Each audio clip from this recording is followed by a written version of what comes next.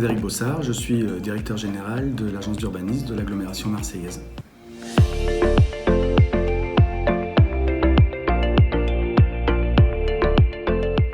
On a organisé le contenu, la matinée à la fois dans son aspect formel et puis dans les sujets et les différentes phases de ce séminaire de matinée. On avait été sollicité par un de nos membres, l'État, qui souhaitait partager les résultats de l'enquête ménage avec ses services et puis plus largement provoquer un échange sur l'interprétation et la portée de ces résultats. Et très vite, on a associé la métropole qui était la commanditaire de cette enquête et naturellement est venue l'idée d'avoir un séminaire de regards croisés tout au long d'une matinée pour échanger largement sur les chiffres et leur portée.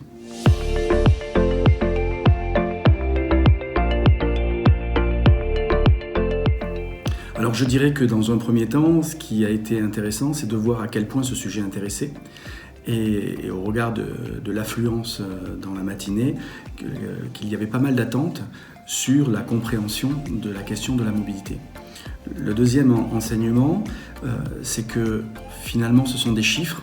mais que les chiffres ont peu d'importance par rapport à la portée de ces chiffres ou à leur signification. Ce que je veux dire par là, c'est que derrière des chiffres de mobilité un peu secs, on voit qu'il y a des comportements, des modes de vie, des habitudes, et j'aurais même tendance à dire des évolutions sociétales. Par exemple, le fait qu'il y ait moins de mobilité entre midi et 2 montre qu'il y a un vrai changement dans le comportement de la population, des habitants ou des travailleurs, peut-être pour rentrer chez eux, peut-être aussi dans des actes d'achat qu'ils faisaient naturellement dans des lieux proches de polarité commerciale, qui aujourd'hui est remis en question ou re-questionné par la question du numérique et du e-commerce. On a vu, deuxième enseignement, que la mobilité domicile-travail était de moins en moins structurante de la mobilité en général et que parallèlement à cela, la mobilité de fin de semaine, de week-end, était de plus en plus prégnante dans le mode de vie de la population et avait des distances de plus en plus longues, ce qui montre qu'il y a une vraie évolution dans la mobilité des personnes, dans la mobilité sur un territoire.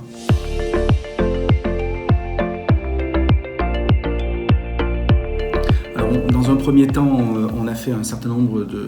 d'exploitations et d'analyses que l'on peut qualifier de classiques dans une enquête ménage certifiée CEREMA, c'est-à-dire la part modale,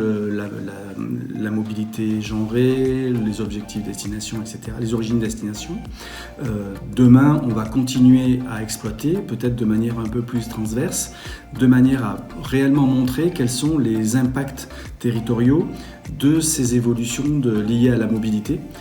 Encore une fois, une mobilité de moins en moins structurée par la mobilité liée au travail et de plus en plus dans la mobilité liée à la vie, aux différents éléments ou chapitres de notre vie, qu'elles soient de loisirs, qu'elles soient des mobilités liées vers le service ou vers les études.